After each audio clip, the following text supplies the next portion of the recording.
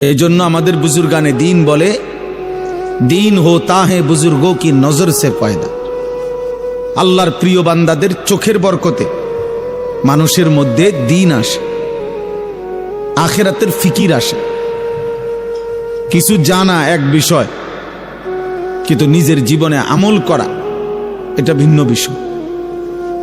এমনিতে ইসলামের কোরআন সুন্নাহর অনেক কথা অনেক পণ্ডিত অনেকেই জানে।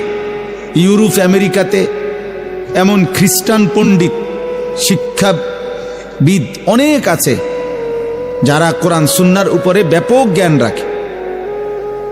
অনেক মুস্তাশরিকিন আছে যাদেরকে ওরিয়েন্টালিস্ট বলে, প্রাচ্যবিদ, যারা যদিও ইউরোপিয়ান কিন্তু আমাদের এই আরব বিশ্ব, মধ্যপ্রাচ্য উপমহাদেশ এদিক নিয়ে গবেষণা করে, কোরআন সুন্নাহ ইসলাম মুসলমান নিয়ে গবেষণা করে। তারাও এরকম অনেক সূক্ষ্ম বিষয় জানে, কিন্তু এরকম কিছু জানা আর একটা হলো নিজের জীবনে আমল করা, বাস্তবায়ন হওয়া, এটা ভিন্ন বিষয়।